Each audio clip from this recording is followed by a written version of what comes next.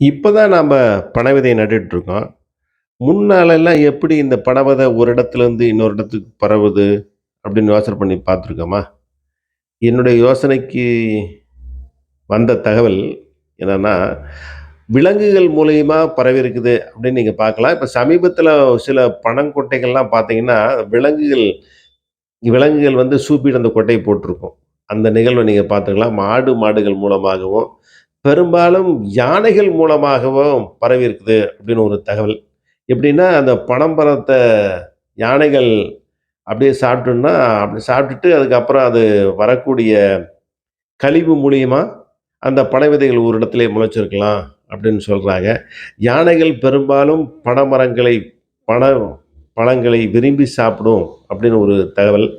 அந்த தகவல் தான் மரங்களையே சாய்ச்சு மேல இருக்கிறதெல்லாம் புடுங்கி சாப்பிட்ரும் அப்படின்னு சொல்றாங்க.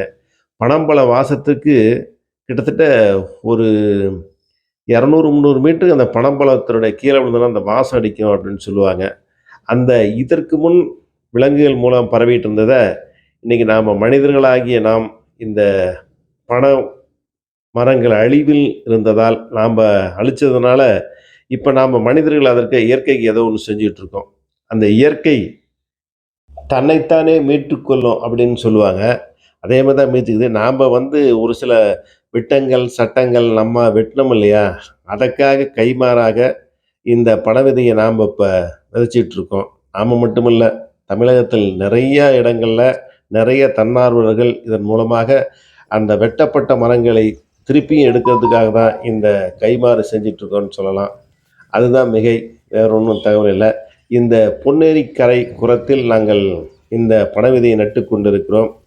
நட்டுட்டுருக்கிறேன். இந்த பனை விதை விரைவில கிட்டத்தட்ட நல்ல மழை பெஞ்சிருக்குங்க. தொடர்ந்து ஒரு 5, 6 மழை பெஞ்சிருச்சு.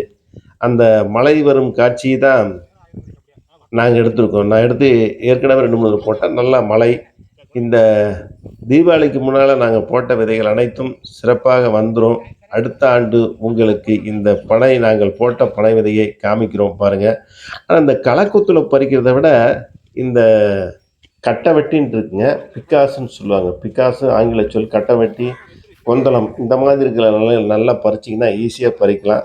பறிச்சு போடலாம். இப்ப அத நண்பர் அவர்கள் நல்லசாமி அண்ணா அவர்கள் இந்த கட்டவெட்டி கொண்டாந்து தான் பறிச்சாரு. பறிச்ச உடனே "அத குடுங்க. நாங்க இத பறிச்சுட்டு போட்டு தர்றோம்ன்னு" அந்த கட்டவெட்டி நீங்க கொண்டு போயிட்டு பறிச்சுட்டு கொண்டாந்து குடுங்க. அப்படின்னு சொல்லி நாங்க இன்னைக்கு பனை விதை போட்டதுல இந்த கட்டவெட்டி மூலியமா தான் போட்டோம்னு வச்சுக்கங்களேன். பறிக்கிறதுக்கு நல்லாருக்கு. மழை பெஞ்சோம்னா நல்லா அருமையா இருக்கனால, டக்குனு டக்குனு பறிக்கக்கூடிய நல்ல சந்தர்ப்பம். அதனால தான் இந்த கட்டவெட்டி பயன்படுத்தி நல்லா அருமையா பறிக்கலாம். இந்த மம்முட்டிய விட இந்த கட்டவெட்டி ரொம்ப சிறப்பா இருக்குன்னு வச்சுங்களேன். நான், அம்மையப்பன் மற்றும் நல்லு அண்ணன், அதுக்கப்புறம் ஒளிப்பதிவு செய்து கொண்ட ஹரி. ஹரி தான் நீங்க போன காணொளியில பார்த்திருப்பீங்க. அதுதான் நிகழ்வு. நன்றி.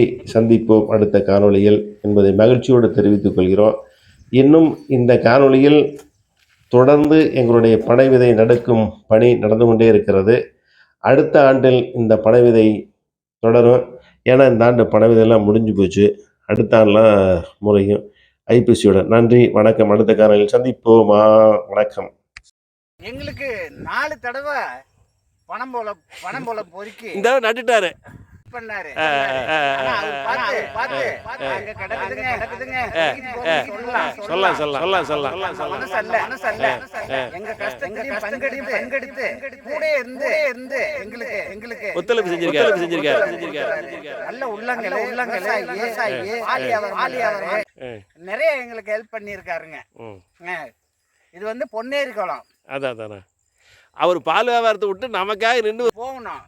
இருந்தாலும் செய்யறாரு. வயசானவங்க அப்படி தடுமாறுறாங்களே அப்படிங்கிறதுக்காக நல்ல உள்ளம் படைச்சவரு.